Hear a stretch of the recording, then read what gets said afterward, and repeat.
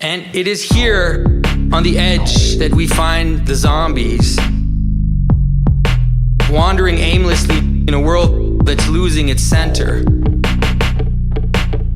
Unlike most of his monstrous brothers, let's say, the zombie is truly the harbinger of contemporary nihilism. The zombie has no magic. The arrival of the zombie usually has no clear reason, but rather the zombie is couched in a biological accident, a disease, a plague. It's simply an animated corpse. The zombie inhabits the indeterminate space of living death, roaming around in packs. The zombie shows us the mindless wandering of the mindless mob. The mindless wandering of the mindless mob, with an insatiable hunger for devouring others, for swallowing life.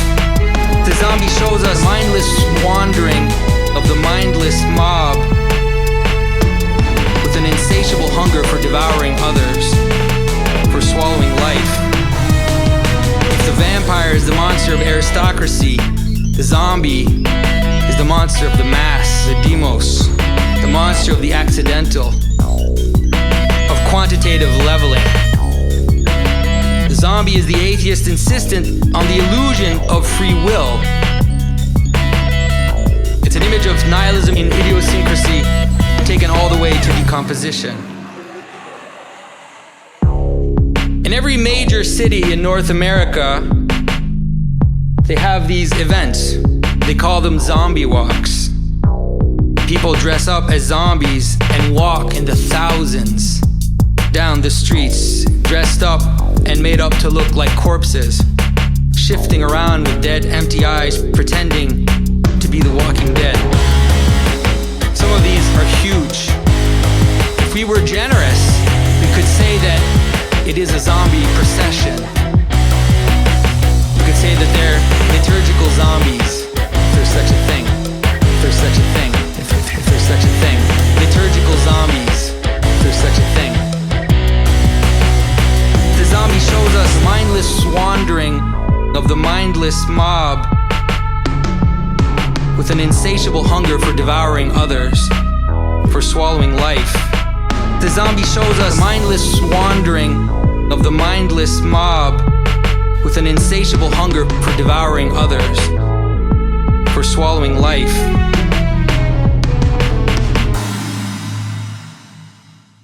The zombie both typifies the mob while simultaneously the absolute individualism, the absolute isolation of contemporary life. The zombies in a horde only interact with what they desire, and they never interact with each other. And the trope of cannibalism is very ancient. It's there in all the ancient stories, all the ancient myths. But the tweak in zombies on that theme of desiring to eat the brain, it's a very powerful one, because it's truly the image of the nihilist. Because the zombie is a creature without meaning, without intelligence. It misses any form of personhood. It misses any form of personhood. And it has this insatiable desire which mirrors what it lacks. It desires what it lacks: identity, meaning. And this desire appears in that materialist reduction of identity and personhood to that clump of cells that we have up in our cranium. The zombie wants to eat your brains because it cannot eat the mind, and it cannot inhabit the mind. The Strangely enough, this desire to eat the living is the extreme perversion of our desire for communion. And it's also a distilled image of all our passions. Our attempt to fill the unquenchable yearning through our passion always transforms other people into commodities that we think will bring us what we need. So the zombie is both an image of the social breakdown,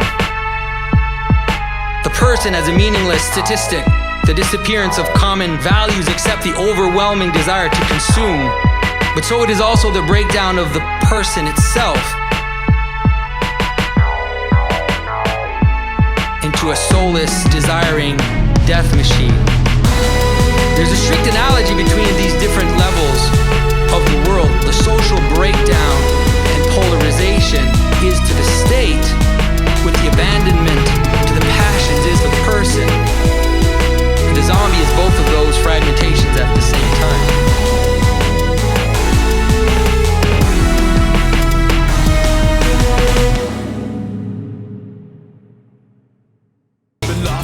And I could never count. You left your sheep and looked till I was found. Never thought someone could love me that much. And willingness to pick up where we left off. In the end I'm always calling back to you. Ashamed of who I am, ashamed of what I do. You take my hand and make